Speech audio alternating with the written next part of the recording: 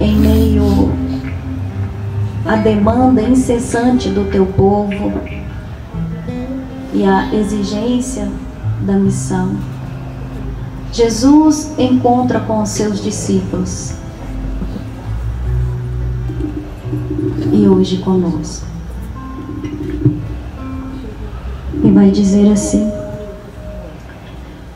Jesus convidou os seus discípulos, dizendo: vinde, somente vós comigo. Vinde, somente vós comigo. Jesus nos convida nesta tarde à intimidade, a estar comigo. Vinde, somente vós comigo. Um lugar de intimidade, um lugar onde a sua presença é real. Vinde somente vós comigo para um lugar deserto. Ele nos convida para buscar o silêncio do deserto, não como uma fuga, mas como um reencontro conosco mesmo e sobretudo com Ele, com a sua presença. Jesus nos convida nesta tarde: vinde somente vós comigo para um lugar deserto.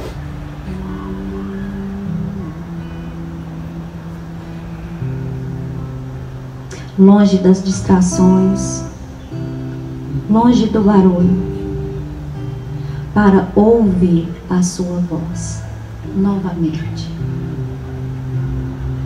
dizendo: descansai um pouco. Jesus conhece a profundeza das nossas almas.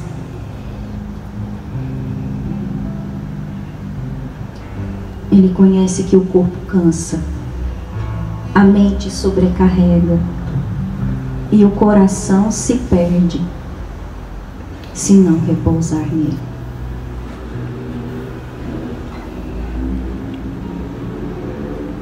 Jesus hoje nos diz: descansai um pouco. E Ele não quer somente nos dar o descanso, mas nos devolver nesta noite, nesta tarde, quem realmente somos. E desde quarta-feira, quando o Padre esteve conosco, quando Ele nos deixou, nós estávamos aqui nos outros dias, porque para estarmos juntos é preciso sempre estar em oração. E várias pessoas esqueceram coisas aqui, casacos, garrafas, e assim acontece pelo caminho. Vamos deixando várias coisas para tornar o caminho mais leve, porque Ele é o nosso único sentido. O que precisamos deixar nesta tarde para ouvir a voz daquilo que quer nos falar? Obrigada, Senhor, por esse momento. Fala, Senhor, ao nosso coração através do Padre Celso, do teu escolhido. Nós estamos aqui para te ouvir, para te obedecer e, sobretudo, para desfrutar da tua presença que cura todas as nossas feridas, as feridas daquelas das quais nós fizemos nos outros e as que os outros fizeram em nós. Venha descansar um pouco, descansar nos braços daquele que nunca nos deixou, que nos ama e que nos visita nesta tarde. junto com Maria Santíssima, nós te honramos, Senhor. Ave Maria, cheia de graça, o Senhor é convosco. Bendita sois vós entre as mulheres, bendito é o fruto do vosso ventre, Jesus. Santa Maria, Mãe de Deus, rogai por nós, pecadores, agora e na hora de nossa morte. Amém.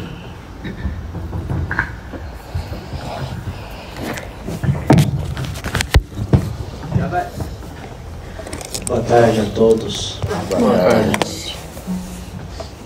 É uma grande alegria ter todos vocês neste momento, neste retiro, nesta tarde, onde nós queremos encontrar o descanso, o repouso no coração de Deus. Tenho que apresentar antes, né? Quem não conhece, eu sou o Padre Celso, sou sacerdote faz já 2 anos, nasci em 92, em Candeias, meus pais estão aqui. Muito cedo eu vim morar em Campo Belo, depois com 11 anos de idade eu fui para o seminário em São Paulo e fiz seminário menor. Depois de 2009 estive em Porto Alegre, seminário menor, terminei. 2010 comecei meu noviciado em São Paulo. Depois de 2011 fui para a Colômbia, terminei meu noviciado, fiz os primeiros votos religiosos. Depois fui para a Espanha, em Salamanca, estudei Humanidades Clássicas 1 ano. Depois de 2013 fui para Roma, estudei Filosofia até o 2016. 2016 até 2018, 2019, trabalhei 2 anos na Venezuela como professor e formador do seminário menor e depois fui para a Colômbia como ajudar num colégio nosso em Medellín, na Colômbia. Depois voltei para Roma, estudei teologia 3 anos e depois em 2022 fui ordenado diácono na Catedral da Sé em São Paulo, pela imposição das mãos do Dom Odilo Scherer. E depois, em 2023, fui ordenado em Roma, na Basílica de Santa Maria Maior, onde hoje está sepultado o Papa Francisco. Fui ordenado com mais 28 diáconos juntos, fomos ordenados sacerdotes. E eu moro em Roma, onde terminei o meu mestrado em teologia e agora estou fazendo o doutorado em teologia no Augustiniano, na Universidade Augustiniano, que é a ordem do Papa Leão XIV. O Papa Leão XIV, de fato, morava, porque onde está a universidade está a Casa Geral dos Agustinianos. Então ele tinha o quarto dele ali, e tive a graça de encontrar com ele 3 vezes, quando era cardeal. Conversei com ele e tudo mais. Bem, essa é a minha trajetória, brevemente. E vamos entrar então na dinâmica dessa tarde, desse momento de oração. E eu gosto de começar sempre a oração com os salmos, porque os salmos ajudam a entrar no louvor do Senhor. Vocês sabem que os salmos estão divididos, os padres da igreja dividiam os salmos em 3 séries. Do 1 até o 51 é o que a espiritualidade coloca como a via purgativa de conversão. Porque de fato o Salmo 51, Miserere, termina com a conversão. Do Salmo 52 até o 100 são os salmos que falam das virtudes, da vida cristã, como nós temos que nos esforçar para andar na presença do Senhor. E essa é a via unitiva, de união com Deus. Do Salmo 101 ao 150, é a 3ª série dos Salmos que fala do que será Jerusalém Celeste, porque a Jerusalém terrestre é só o prelúdio da celeste, aquela que não acaba. E por isso, a 3ª série de Salmos fala da glória do céu, do paraíso, e é sempre um louvor, está sempre nessa dinâmica do louvor, de louvar, de bendizer o Senhor. O Salmo 103 é um hino ao Criador. Nós estamos na maravilha desse jardim, mas não basta ficar nas criaturas.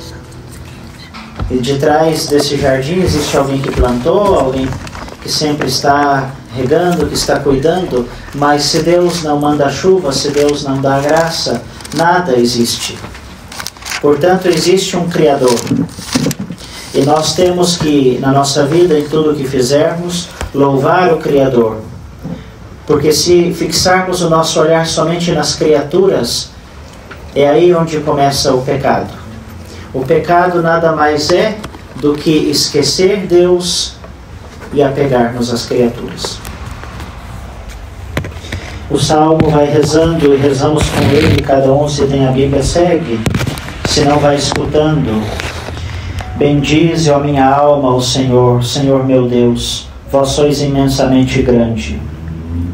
De majestade e esplendor vos revestis, envolvido de luz como de um manto,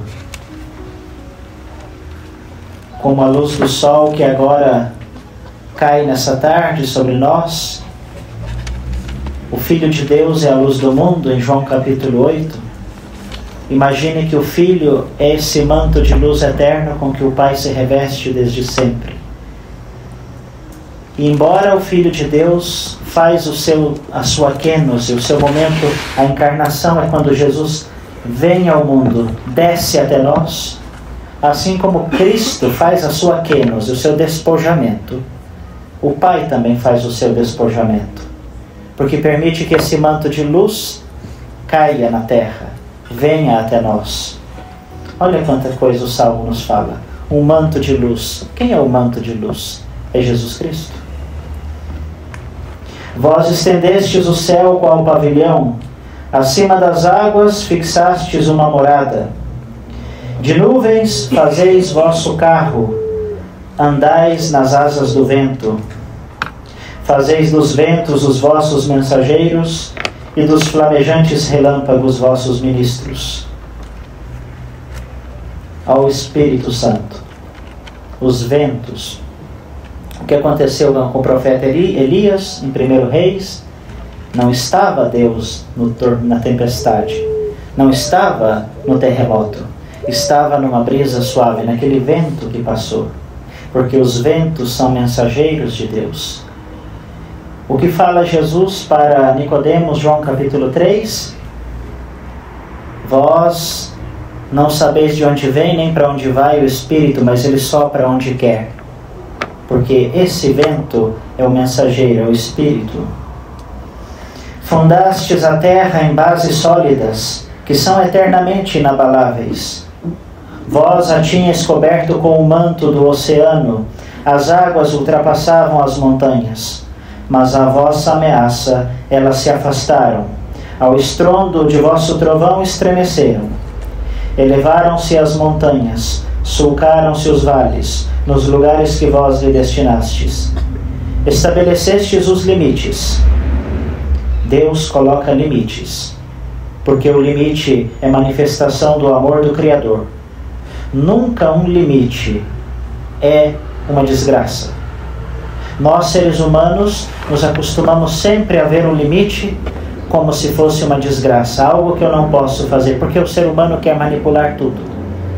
O ser humano quer controlar todas as coisas, e quando se coloca diante do limite, percebe que não é Deus, que Ele não é Deus, que precisa reconhecer, portanto, que há um Criador que colocou esse limite, e o limite se torna então uma bênção.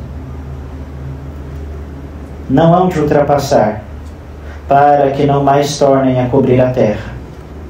Mandastes as fontes correrem riachos que serpeiam por entre os montes. Ali vão beber os animais dos campos, neles matam a sede os asnos selvagens. Os pássaros do céu vêm aninhar em suas margens e cantam entre as folhagens. Cantam entre as folhagens. Toda a criação, pelo fato de existir, louva a Deus. Tudo o que existe louva a Deus no seu modo de existir. De fato, há um escritor antigo, Arnóbio, o jovem, que comentou os 150 salmos. Foi um dos que comentou todos os salmos junto com Santo Agostinho, São João Crisóstomo, são 3 ou 4. Ele fala que todas as criaturas, ele diz, como é possível que os animais que não pensam louvam a Deus e o homem não é capaz de louvar o Senhor? Sendo o homem superior ao animal, o animal louva a Deus somente por existir. Os vegetais, todas as flores que estão aqui, estão louvando a Deus continuamente, só pelo fato de existir. O homem é o único que, existindo, não louva, existindo e reconhecendo que existe, não louva, ou pode não louvar, existindo e reconhecendo que pode louvar, deixa-se levar por essa soberba de que ele pode manipular tudo, e esquece que Deus é o Criador. Se a criação louva a Deus, por que tu, homem, não louvas a Deus? Do alto de vossas moradas derramais a chuva das montanhas, do fruto de vossas obras se farta a terra. Fazeis brotar a relva para o gado, as plantas úteis para o homem, para que da terra possa extrair o pão e o vinho que alegra o coração do homem. O vinho que alegra o coração do homem, esse vinho levado até o altar, que se torna o sangue do Senhor. E o óleo que lhe faz brilhar o rosto. Quem é o óleo? É Cristo. Cristo significa ungido, óleo. E só Cristo é a alegria do homem, que faz brilhar o rosto do homem. Porque o rosto verdadeiro do homem, de Adão, é o rosto de Cristo, verdadeiro homem. Os salmos falam de Cristo.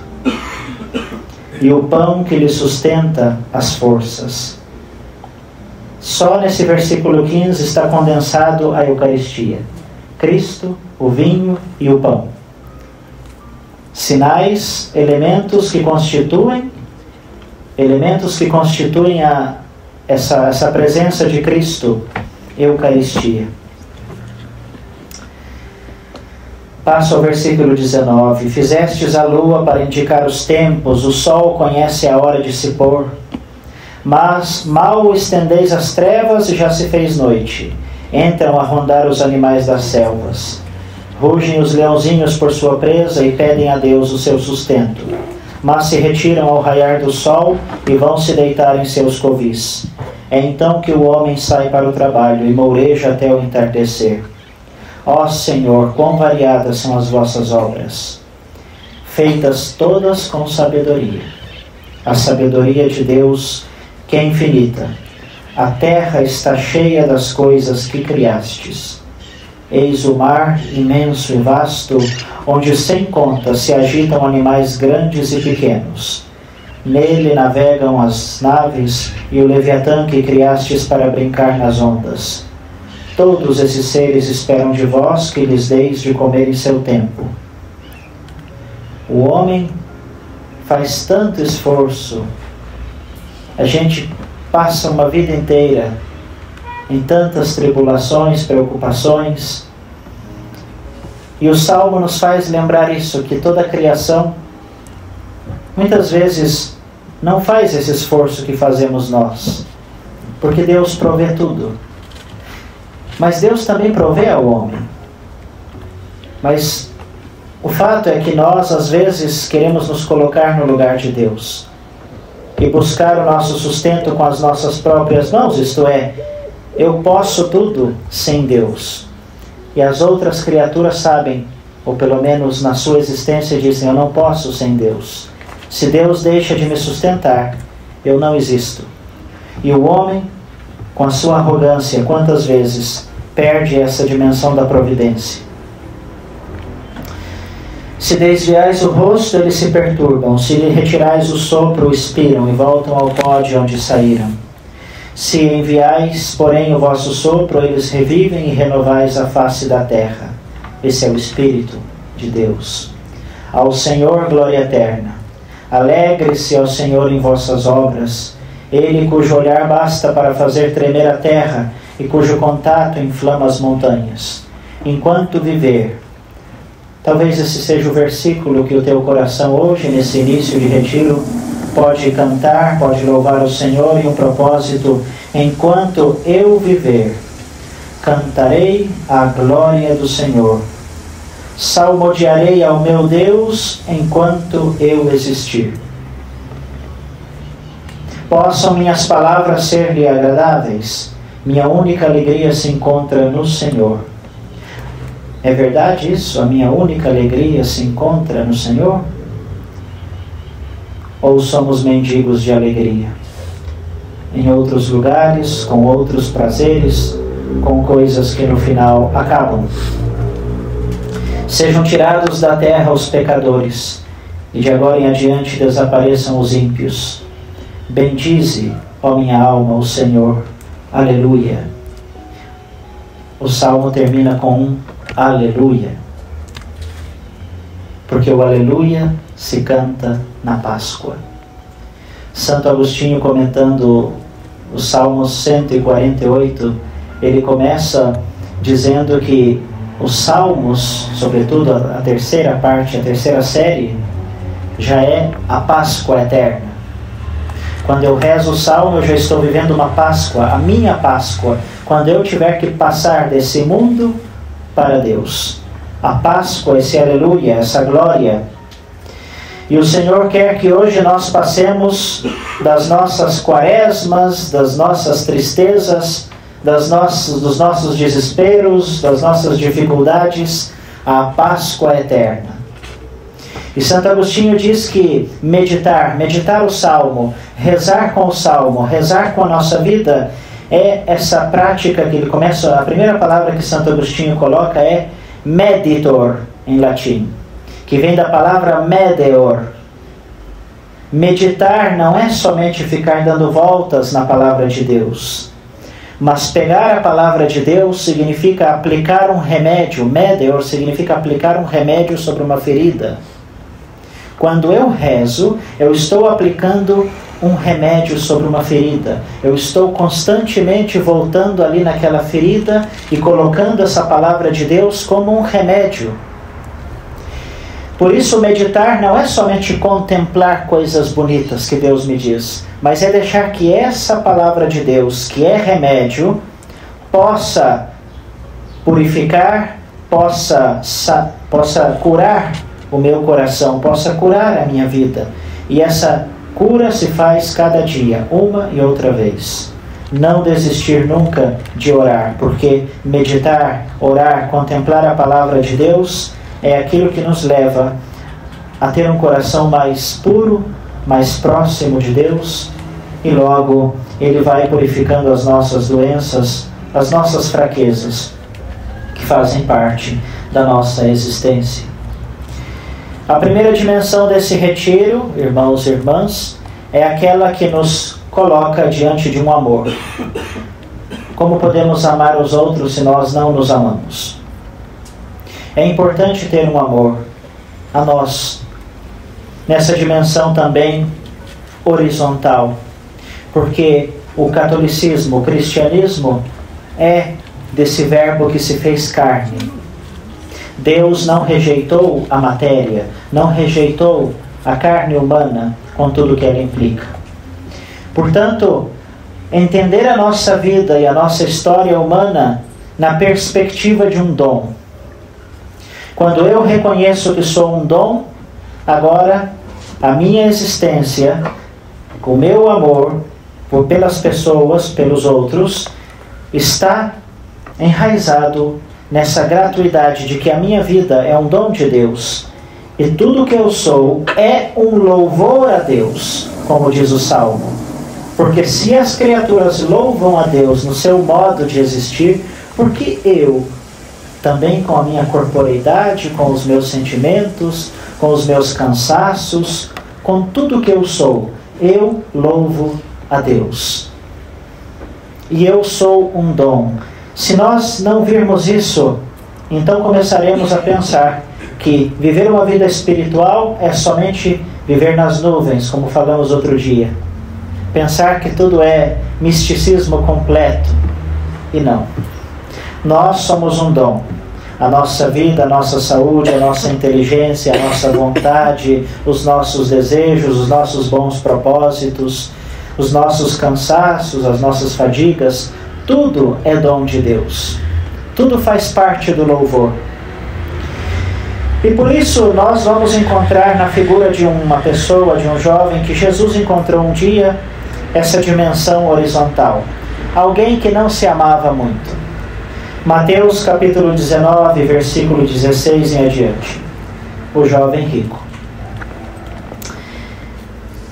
O jovem rico é uma figura interessante porque ele é esse que não se amava. E sabe quem é a pessoa que não se ama? É aquele que acha que tem que fazer tudo para que os outros o aceitem. Eu tenho que agradar alguém. Eu tenho que cumprir um mandamento. Eu tenho que dar uma oferta na igreja, senão não estou amando a ninguém. Não estou amando a Deus, não estou amando. Eu preciso fazer coisas para que eu me sinta amado e possa amar. Um jovem se aproximou de Jesus e lhe perguntou: Mestre, o que devo fazer de bom para ter a vida eterna? O que eu tenho que fazer de bom para cantar e para rezar o Salmo 103, que nós acabamos de rezar? O que eu tenho que fazer de bom para reconhecer que eu sou criado para louvar o Senhor? O que eu tenho que fazer? E agora eu pergunto para você, o que você teve que fazer de extraordinário para chegar aqui nessa tarde e simplesmente rezar com o coração o Salmo 103, dizer: Senhor, bendize a minha alma? O que eu tenho que fazer? Esse jovem era bom. Jesus olhou para ele com muito amor. Ele poderia ser um dos apóstolos, talvez pegar o lugar de Pedro, ser o primeiro. Mas a pergunta, desde o início, já estava errada. Porque pensem nas perguntas. No Evangelho nós encontramos muitos personagens que fazem perguntas. Esse faz uma pergunta estranha: o que eu tenho que fazer? Quando o anjo apareceu a Maria, Maria não falou: e o que eu tenho que fazer? Não, Maria não perguntou isso. Maria perguntou: e como acontecerá isso? Isto é, eu sei que é obra de Deus. Como acontecerá isso? Eu farei, mas depois que eu receber essa graça, esse Deus que quer nascer em mim. Maria sabe que é muito maior o que Deus quer fazer por nós, por ela, do que ela pode fazer por Deus. E no final é onde ela fala: eis aqui a escrava do Senhor. Eu sou uma escrava, eu farei. Mas eu quero primeiro aceitar o presente. Quanta infelicidade e quanta gente não se aceita porque não sabe receber os presentes. Nós queremos dar sempre, mas nunca sabemos receber um presente. Aprenda a receber os presentes que Deus te dá. Não faça uma pergunta: que eu tenho que fazer? Mas pergunte: obrigado, como eu tenho que receber? Como eu tenho que receber os dons de Deus na minha vida?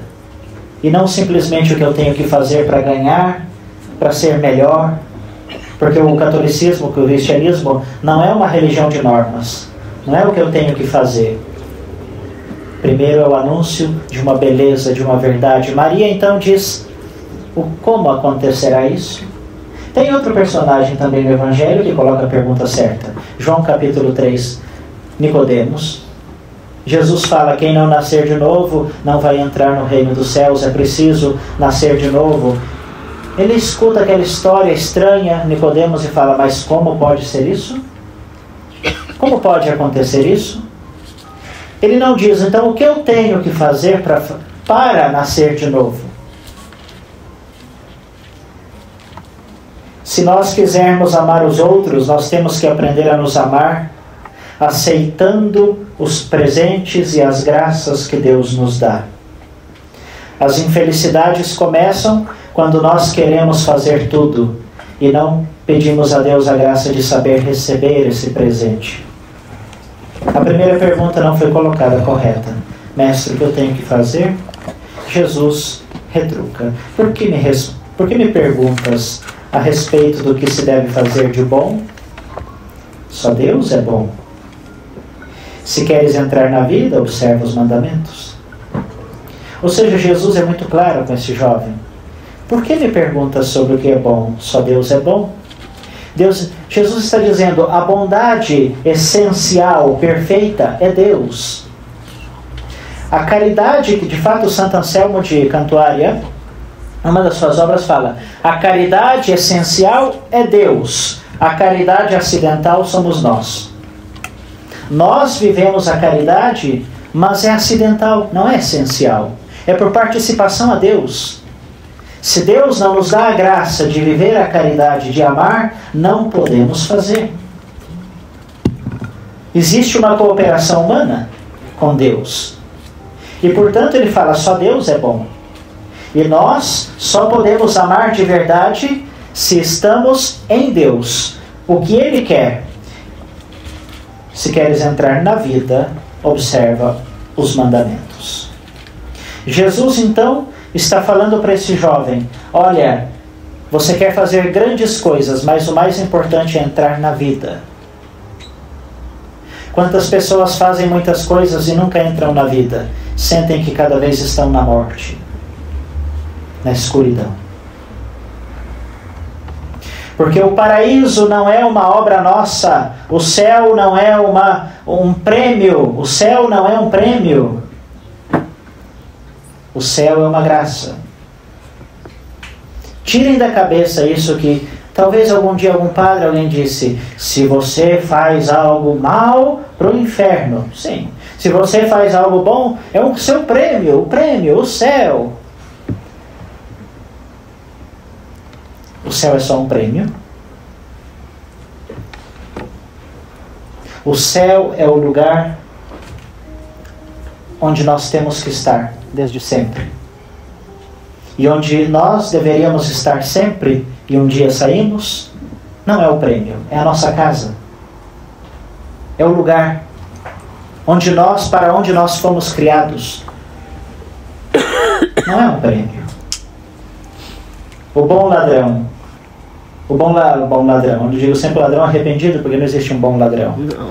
O ladrão arrependido, ele conquistou primeiro aquele paraíso, não como prêmio, mas por misericórdia.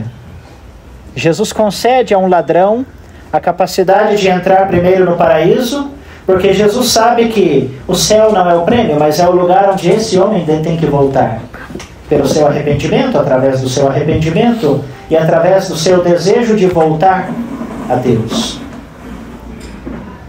Entrar na vida significa, portanto, para Jesus, no diálogo com esse jovem, entender que a nossa vida, observar os mandamentos, é entrar nessa dimensão da gratuidade. Santa Teresa dos Andes, sim, acho que era Santa Teresa dos Andes, ela dizia, o que vai fazer no céu aquele que não louvou Deus na terra, não amou Deus na terra? Quem não amou Deus aqui na terra, o que vai fazer no céu? Se o céu é amar a Deus eternamente. Voltar a casa. Se um dia todos aqui tocarem a porta do céu e entrarem, é festa, porque é o lugar onde sempre deveríamos estar. Observa os mandamentos. Jesus está dizendo, meu jovem, a vida não é cumprir regras. Observa os mandamentos significa vive conforme a vontade de Deus. Porque os mandamentos, se vocês pegarem um salmo, agora não me vem o salmo exatamente, mas o salmo diz, cantai ao Senhor ao som da lira de 10 cordas. A lira de 10 cordas, os 10 mandamentos. Quando eu vivo os mandamentos, a minha vida é como um instrumento que salmodia, que louva a Deus. Portanto, a minha vida é um salmo, a nossa vida é um salmo. Eu poderia dizer que os salmos são reflexo da nossa vida, mas eu estou dizendo que a sua vida é um salmo. Toque para o Senhor na lira de 10 cordas, nos 10 mandamentos. Quando eu cumpro os 10 mandamentos, eu estou com as 10 cordas da lira da minha vida, louvando o Senhor, como nós fizemos no início dessa meditação. Observa os mandamentos. Meu jovem, toque a sua vida, louve o Senhor com o som, com a música da sua vida. Mas ele pergunta, quais mandamentos? Quais? É alguém que não se ama. Outra pergunta que manifesta alguém que não entendeu que para amar o próximo precisamos nos amar. Quais mandamentos? É aquele católico que diz, mas eu posso fazer isso, mas até onde? Qual é o limite disso aqui? Eu quero ser santo, mas até onde? O que eu tenho que, padre? Mas é pecado. Eu bebo, mas qual que é o limite? Eu faço isso, mas até onde eu posso e não posso? Quais? É a pergunta de quem não se ama, de quem não entendeu o sentido do amor de Deus na própria vida. É aquele que está apostando, que está negociando. O reino dos céus não é uma aposta. Judas foi o que colocou na aposta o reino dos céus, 30 moedas de prata. Quanto custa entrar no paraíso? Entregar esse mestre para que ele se torne rei de Israel? 30 moedas de prata. Ah, muito bem, aqui está. Não se compra o paraíso. Não se pode negociar com a felicidade. É ou não é? Essa pergunta do jovem rico pode ser também a nossa. O que eu tenho que fazer? Mas quais mandamentos? Jesus respondeu: não matarás, não cometerás adultério, não furtarás, não dirás falso testemunho, honra teu pai e tua mãe, amarás teu próximo como a ti mesmo.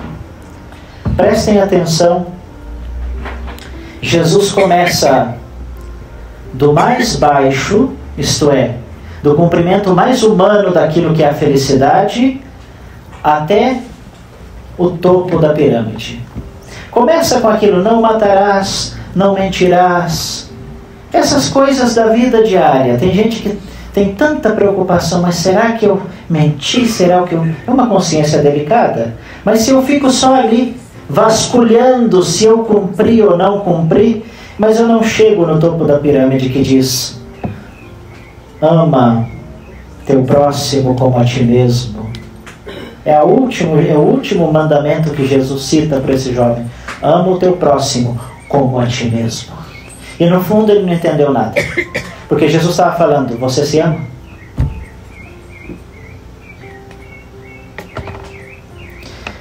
O jovem continua.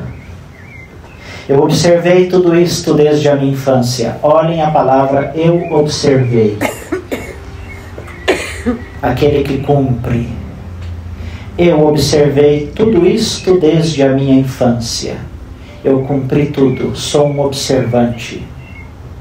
Sou aquele que cumpre perfeitamente a letra.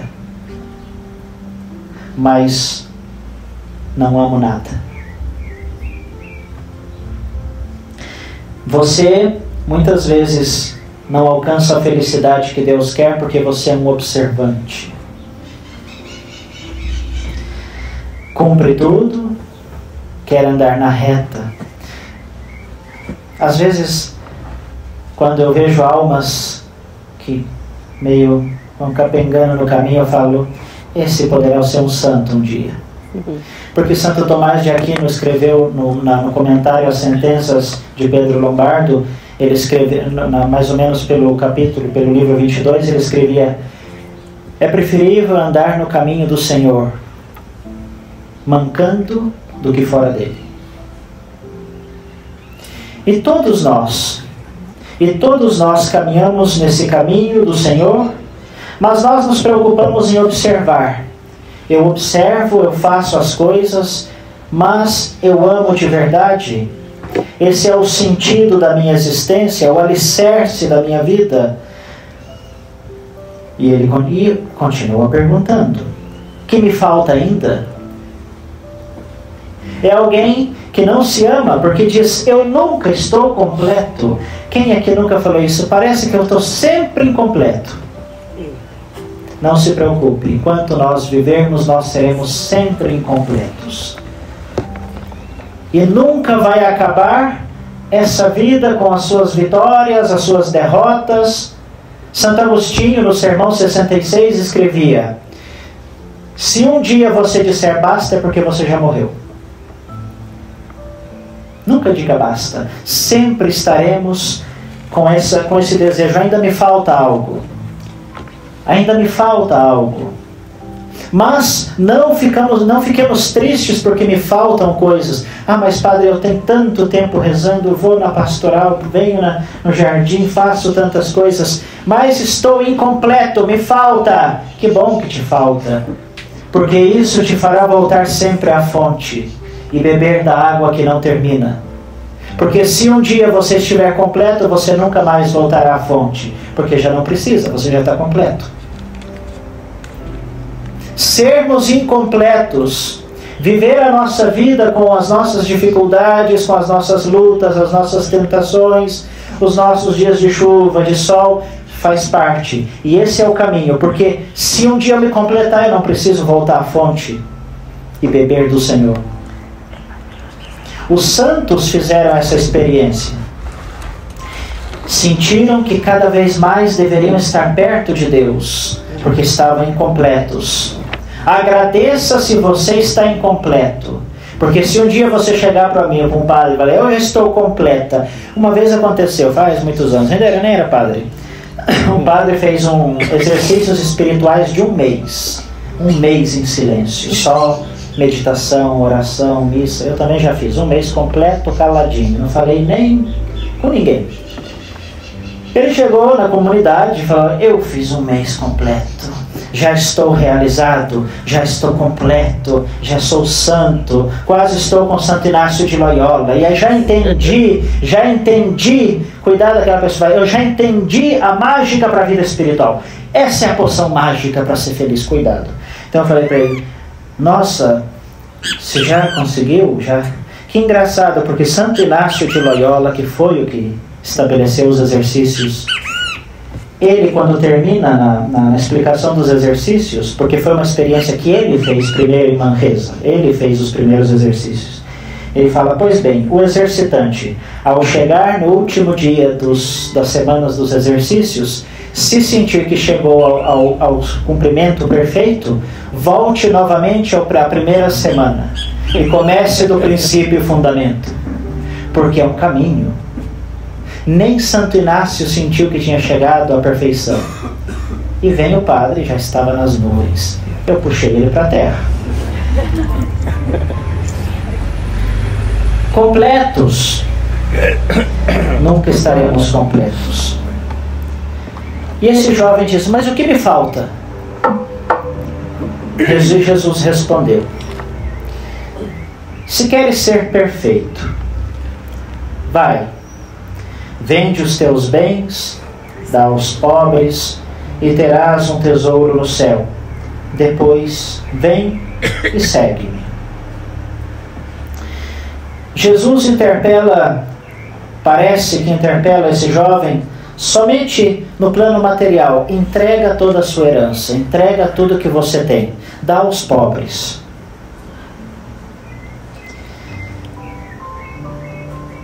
Mas muitas vezes a dificuldade não é dar aos pobres e não é deixar herança.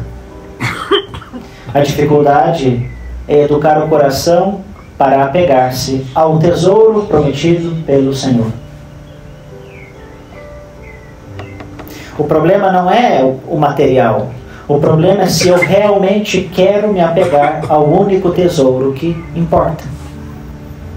Eu posso ter coisas nesta vida, dar muita coisa aos pobres, mas no fundo eu já me apeguei só a um tesouro, porque o Senhor fala, e terás um tesouro no céu. O importante não é só dar aos pobres. O que Jesus estava não era só ir dar materialmente, porque Jesus depois vai dizer, os pobres sempre estarão com vocês. Às vezes nós queremos dar soluções eternas a problemas temporais. E essa é a tentação do demônio, que ele coloca na nossa vida. Dar soluções eternas a problemas que são temporais. E nós gastamos tempo, energia, psicologia, cansaço, aquela estresse, porque queremos resolver uma coisa que passa. E esse tesouro do céu que não passa, você se preocupa por ele? Ah, mas eu preciso solucionar, eu preciso ajudar, eu preciso fazer isso, eu preciso organizar, eu preciso, sim, você precisa, nós precisamos, vamos fazer juntos, tudo tem seu tempo, Deus dá a sua graça. Mas qual é o seu tesouro? Porque onde está o seu tesouro, está o seu coração. Jesus está cumprindo com esse jovem, está dizendo, ame-se. Onde está o seu tesouro? Ali está o teu coração. Jesus queria salvar o coração desse jovem. E depois que ele encontrasse esse tesouro, Jesus vai dizer, vem e segue-me. Por que Jesus tem que dar todo um discurso para esse jovem? Ele passou, antes ele tinha passado na coletoria do Mateus, do Levi lá, só olhou para ele e falou, vem, segue-me. E um publicano que roubava do seu povo para o Império Romano, não valia nada, Levi. Era um sem vergonha. E Jesus não precisou fazer muita conversa com ele. Vem e segue-me. Vem e segue-me. E com esse jovem, observante, inteligente, rico, Jesus começa a dialogar, mas é difícil a coisa. Porque no fundo Jesus está dizendo, onde está o teu coração? Levi, só vendo o Senhor, escutando, vem, segue-me, se levantou e foi. Jesus passou na beirada do lago, viu Pedro lá, espraguejando lá, falando com ele, porque Pedro tinha um temperamento bravo. Não pescamos nada. E todo mundo, aquela bagunça, pescador, ninguém tinha estudo ali. Pedro não tinha estudo. E Jesus falou, bem, vem, segue-me. Pedro seguiu. Só os humildes de coração verão a Deus. E esse jovem, tanta dificuldade. Mas esse jovem não é só o do Evangelho. Você que está aqui nessa tarde se pergunta, tem alguma parte da minha vida, da minha história, que eu me comporto como esse jovem? E não porque se ele é jovem. A gente pode estar com 80, 100 anos. Mas as atitudes desse jovem são reflexo das nossas atitudes. Do nosso coração que não quer compromisso. Vem e segue. Ouvindo estas palavras, o jovem foi embora muito triste. Diz Mateus. De fato, é Mateus que escreve. Marcos também tem um relato. Mateus escreve esse episódio, porque possuía muitos bens. Mas foi embora porque possuía muitos bens ou porque se possuía demais? Mateus quis ser um pouco benévolo com esse jovem rico. Vamos falar porque ele era muito rico e não quis seguir Jesus. Mas Jesus no fundo sabia que não era porque ele tinha muito, é porque ele tinha muito pouco. Era rico de tudo e ao mesmo tempo rico de nada. Porque não sabia que o verdadeiro tesouro está no céu. Não se amava. Quem se ama sabe que a nossa vida é para doar-se, é para amar, é para seguir o Senhor, para apegar o nosso coração a esse tesouro que não passa. E Jesus, quando esse jovem vai embora, agora Jesus pega os seus discípulos, esses que já falaram que sim, vem e segue-me, esses que não fizeram muita pergunta, que foram esses que se deixaram conquistar pelo Senhor. Às vezes, desculpe falar, mas eu falo de vocação, porque eu trabalho com seminaristas do mundo inteiro, né? E às vezes quando você escuta um seminarista que fica fazendo tanta pergunta ao longo do caminho, mas será que vai ser? Será que é isso que Deus quer? Eu ainda estou em dúvida, mas se eu formar uma família, mas por que Deus? E por que Deus me chamou? Eu pessoalmente, lembrando, já falo, esses que fazem muita indagação, se é assim, Deus, terminam mal. Deus te chama uma vez, concreta. E dali, cada dia você tem que renovar aquele chamado. Quando me perguntam, qual foi o seu momento? Né? O meu momento foi cada dia. Com as dificuldades, com as alegrias, com as coisas boas, não tão boas. Mas cada dia eu voltava naquele primeiro momento. Até que, nesse 1 mês de exercícios espirituais que eu fiz em Roma, o que Santo Inácio chama de experiências fundantes. Na primeira semana dos exercícios, existe uma coisa que se fala experiência fundante. É aquela que você tem que escrever, lembrar e orar, porque ela determina a sua vocação, a sua história. E ela é que dá esse empurrão para que você continue na vida espiritual. Eu lembro que nesses exercícios espirituais, eu falei, bem, eu nunca tive uma experiência fundante, eu falei, bem, aqui Deus apareceu e... Não, eu estava buscando alguma experiência fundante. E Deus me deu uma experiência fundante no meio dos exercícios.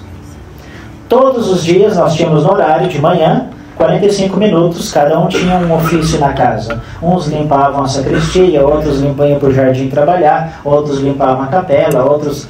E numa da semana eu me ocupei de limpar a capela. E eu fui limpar a capela, em silêncio, tá? Lá nós temos como 15 confessionários assim de trás, de madeira grande. Então, eu limpando a capela, eu ainda era irmão, não era padre. E aí tá lá com o aspirador limpando o confessionário, e eu estava do lado onde se senta o sacerdote. Sempre que ele vai se confessar, fica do outro lado da grade, né? E eu estava passando o aspirador dentro de onde estava o padre, sempre. E é uma coisa normal, né? E aí, apaguei o aspirador e fiquei dentro do... Aí a primeira coisa que eu pensei foi, nossa, eu nunca entrei aqui. Aqui é onde fica o padre. Aqui é onde ele se senta para confessar. Foi a primeira coisa boba que veio na mente, né? Aí eu fiquei pensando, e eu? Daqui 2 anos, eu estarei aqui.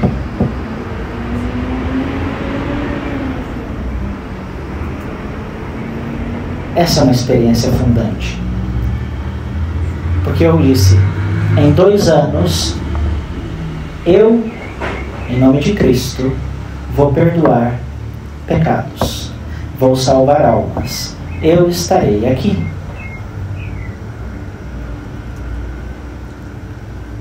Aquilo já fechou meu exercício espiritual, faltava 2 semanas ainda.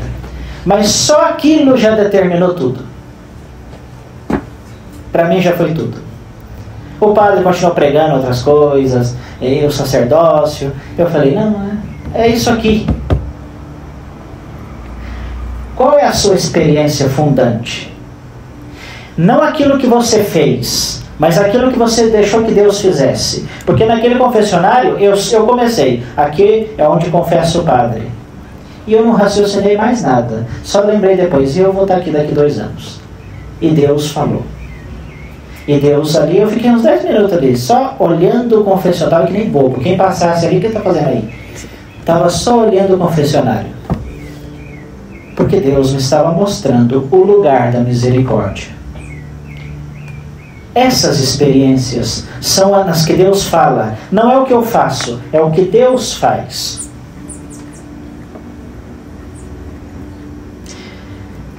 Jesus chama os apóstolos, fala, bem, eu vos declaro. É difícil para um rico entrar no reino dos céus. Não é só o que tem, não. É difícil para aquele que não se ama entrar no reino dos céus. Eu vos repito, olha só, Jesus já falou uma vez, e usou a palavra declaro. Se já declarou, por que repete? Porque Deus ama o coração humano e quer que o nosso coração aprenda a se amar para poder amar. E por isso ele repete. Jesus nunca desiste. E Jesus vai, eu vos repito. Mas para que repetir? Já entendemos. Não, eu vos repito. É como aquela pessoa que tem uma coisa importante e fala, eu quero que seja assim, repete 1000 vezes. Você fala, bem, vamos fazer porque já repetiu demais? É assim. Jesus ama, o amor repete e diz, é assim, eu vos repito. É mais fácil um camelo passar pelo fundo de uma agulha. Esse fundo de uma agulha é uma metáfora, não é impossível passar uma... A agulha é um defeito geográfico, digamos assim. Porque na época de Jesus, naquelas terras, os camelos, quando faziam longas viagens, tinham que passar entre montanhas, como se fosse um vale, e esse vale tinha muitas pedras, muitas rochas. De fato, muitas pessoas que viajavam com camelo, com mercadorias, ficavam travadas ali, e de fato, se ficavam paradas ali, o camelo quebrasse uma perna, mercadoria cara, chegavam ladrões e roubavam. Jesus está dizendo, é mais fácil que alguém passe pela agulha, por essa, digamos, esse defeito geográfico, e saia tranquilamente, sem que ninguém o roube, que um rico, alguém apegado a si mesmo, entre no reino dos céus. E se Jesus falou isso, não é porque é uma coisa qualquer. Poderia dar outra imagem, mas ele usou essa imagem que era crucial para uma pessoa da época. Porque é ali onde se roubava. A pessoa perdia tudo, até podia morrer nesses tramos, nessas passagens difíceis de passar com o camelo. E Jesus fala do que um rico entrar no reino de Deus, do que alguém que não se ama, que não entende que o amor é entrega, entrar no reino de Deus. Qual é a reação dos apóstolos? Quem poderá então se salvar? Os apóstolos tinham os mesmos sentimentos que nós. Eram pessoas como nós. Às vezes a gente pensa os apóstolos como São Pedro, São Paulo, São Tiago. Eram homens tão, às vezes algum pior que nós. Eles dizem, então se é assim, quem vai se salvar aqui? Jesus olhou para eles. Isto é impossível para os homens, mas a Deus tudo é possível. Você que está nesse retiro, que veio aqui querendo encontrar o sentido da sua história, da sua vida, essa é a palavra do Senhor hoje. Isso é impossível para você, não para Deus. Amar-se para poder amar é obra de Deus. O ajuste que você tem que fazer hoje não é simplesmente dizer, bem, eu vou me amar mais. Não, eu vou confiar que Deus me dará a graça para poder me amar e amar os outros. Porque para Ele tudo é possível, tudo. Pedro toma a palavra. Pedro sempre é aquele que coloca a pergunta, nós deixamos tudo? O que haverá então para nós? Olha outro personagem, reflexo da nossa humanidade. O jovem rico com as suas perguntas ali. Esse Pedro que se ama demais. Tem gente, mas eu me amo muito. Não, padre, eu amo, mas eu me amo, eu me cuido. Mas você talvez é como Pedro, que está, Senhor, nós te seguimos, deixamos tudo. Tem alguma coisa para nós? Para mim? Isso não é o amor de Deus. Esse é o amor egoísta, que diz, eu fiz. Aquele jovem rico era observante, fiel, estava na igreja, ele era firme. Pedro era um pescador, nervoso com tudo. E diante de Jesus, pois é, deixei minha sogra, deixei minha mulher, deixei tudo. E agora, o que vai ter para nós? Se ama demais. Cuidado, não se engane. Ah, padre, mas esse retiro para mim não foi bom, porque eu já me amo. Qual é esse tipo de amor com que você se ama?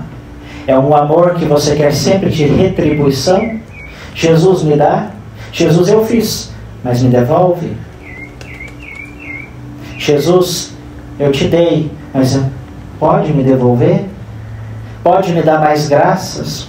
Até agora só tenho tido problemas na minha família, na minha vida. Pode me dar alguma coisa? O que sobra? Eu já te segui. É Pedro que quer negociar. O coração humano é assim, o ser humano é assim, gosta de fazer negócio. E com Deus não é possível fazer isso. Ou dá tudo ou não dá nada. Jesus, em verdade, eu vos declaro, outra vez, eu vos declaro, no dia da renovação do mundo, quando o Filho do Homem estiver sentado no trono da glória, vós que me haveis seguido, estareis sentado em 12 tronos para julgar as 12 tribos de Israel. Vós que me haveis seguido. E não simplesmente quem falou, sim, Senhor, eis-me aqui. Mas aquele que se realizou no seguimento de Cristo. Uma vez eu mandei um seminarista embora. Bem, mandei. Porque nas reuniões, era na Venezuela, eu lembro direitinho. Era um jovem de 17. Já. E com os jovens tem que ser claro muita coisa. E nas reuniões dos formadores sempre era um problema, porque esse fulano não se decide, tem problema, fala que quer ir, fala que quer ficar, fala que tem problema, fala que quer ser padre, depois fala que não quer, fala que está feliz, depois fala que não está feliz. Eu falei, bem, tem algum problema psicológico? É uma pessoa que não está... Não, ele é muito sadio, não. Tá bom. Um dia eu estava no meu escritório e ele chegou. Ele veio perguntar uma coisa. Aí eu aproveitei e falei, Moisés, você está feliz? Mais ou menos, falou para mim. Mas você está no lugar correto? Você sente que está no lugar correto? Não muito. Eu falei, o que você está fazendo aqui? Ficou assim. Que isso, pá? Está me mandando embora? Não estou te mandando embora. Eu estou te colocando a pergunta que você nunca foi capaz de fazer. Você que tem que dar a resposta. Está feliz? Esse é o lugar correto? Ame-se. Porque se você está no lugar errado, você não vai amar Deus, nem os outros e nem você mesmo. Sirva a Deus ali onde o seu coração encontrar espaço para a graça de Deus. No outro dia, 2, 3 dias, pegou a mala e foi embora. Feliz, despediu de todo mundo. Depois já tinha namorada, já arrumou família. Feliz. Por que a gente sofre tanto com certos discernimentos na vida, né? Mas eu não encontro a solução. Coloque as perguntas adequadas, corretas. Por isso os místicos não estão nas nuvens. Jesus diz, aqueles que me seguiram, aqueles que me amaram, aqueles que disseram, esse é o meu lugar. Esses são os que se salvam, esses são os que conhecem então a vida plena. E Jesus termina, todo aquele que por minha causa, deixar irmãos, irmãs, pai, mãe, mulher, filhos, terras ou casa, receberá o cêntuplo e possuirá a vida eterna. Não se trata de deixar os bens materiais, já falamos isso. Não se trata de descuidar a família, de descuidar os seres queridos. Não é isso. Se trata de dizer, o meu coração agora pertence, tem que seguir adiante. O meu coração tem que se expandir e amar mais. Possuir a vida eterna significa que o meu coração não está apegado a ninguém e a nada. Amo a todos e por isso eu sou livre. Porque se você só ama uma coisa, uma ideia, você fica ali. Não pode amar mais ninguém. Por isso, quando me perguntam, mas os padres vivem felizes? Sim, porque amamos a todos e em todas as partes podemos amar. Amar Deus e amar o próximo. Você como pai de família, mãe de família, esposa, ame a sua casa. Expanda o seu coração para amar a todos. Para construir essa dimensão do amor que é possuir a vida eterna. Isto é, Porque Jesus não está falando que temos que rejeitar tudo e falar despreza as coisas. Não. Ele está falando, tem gente que tem coração tão pequeno que não cabe ninguém. Só cabe uma coisa. Só cabe a minha ideia, só cabe o meu vício, só cabe aquilo que eu fiz o ano inteiro, a vida inteira. Eu amo isto. Olha, mas existe um montão de oportunidades, de pessoas que você pode conhecer, amar, conversar, até... Não, só isso. E quando você se fecha, você perde a capacidade de possuir a vida eterna, porque a vida eterna, ela é muito mais ampla do que esta vida. Porque quando nos fechamos aqui, é onde perdemos a dimensão desse amor. E quem se fecha, quem não ama, quem não expande o coração, não compreende que para amar é preciso amar-se. Eu amo na medida que o meu coração é capaz de crescer, de ser esse lugar da misericórdia, de ser esse lugar de perdão, de ser esse lugar onde Deus encontra a sua morada, para que Ele possa ser a herança, o tesouro, a vida eterna. Tudo isso que Jesus estava propondo para aquele jovem rico. Ele não entendeu nada, porque ele ficou conversando com Jesus somente na dimensão horizontal, que é a que nós fazemos sempre. O que eu tenho que fazer, eu já cumpri tudo, eu observei tudo, eu fui na igreja, eu já eduquei meus filhos, eu fiz tudo correto, nunca roubei ninguém, nunca fiz nada mal. E Jesus ao mesmo tempo está falando, olha, há um tesouro no céu. Mas olha, eu vos repito, quem deixar tudo, quem expandir o coração, Jesus propõe sempre algo maior. Mas quando não escutamos Deus, nós ficamos sempre com as nossas perguntas, que são perguntas às vezes muito pobres. Somos ricos de nós e ricos de nada, porque não sabemos fazer as perguntas, aquelas que só as almas simples fazem. Maria: como será isto? Nicodemos: como acontecerá isso? Quem não se tornar como criança não entrará no reino dos céus. As crianças não fazem muitas perguntas. Quem pensa que criança, esse menino pergunta demais. Não, ele não pergunta muitas coisas. Ele pergunta uma só coisa, mas é aquela essencial, que ninguém sabe responder, porque o ser humano cresce e perde a capacidade de fazer perguntas essenciais. Às vezes é como nas provas, eu que sou professor, né? No meio da prova eu sempre coloco uma pergunta simples, uma linha. E os alunos acham, o professor está... E naquela simplicidade de pergunta, existe um mar de conhecimento que eu quero que o aluno coloque. E ele não acerta. Porque não leu a pergunta. Mas você é uma pergunta simples. É isso aqui. Leia a pergunta. É simples. Mas naquela simplicidade se esconde uma resposta eterna, grande, imensa. Se nós não nos tornarmos como crianças, não entraremos no reino dos céus, não entraremos na vida eterna. Isto é, seguiremos perguntando a Jesus: o que eu tenho que fazer de bom para entrar na vida eterna? Pergunta errada. Não é o que você tem que fazer, é o que o seu coração, que se ama e quer amar, permite que Deus faça para entrar na vida eterna. Que esse primeiro momento de oração nos ajude a isso, a encontrar a nossa existência dentro de uma dimensão de louvor. Porque lembre, a sua vida, irmão e irmã, não é uma coisa fechada neste mundo. Nossa vida é um canto eterno para o Senhor. Louve ao Senhor com a sua vida. Abrace a dimensão da vida eterna. Deixe que o Senhor neste retiro te fale e te ajude a viver então essa dimensão do louvor. Você é esse salmo que canta ao Senhor cada dia, mas deixe-se tocar pela presença de Cristo, pelo amor de Cristo e por essa riqueza que não defrauda. Ele é o Senhor, Ele é a nossa vida, Ele é a nossa esperança.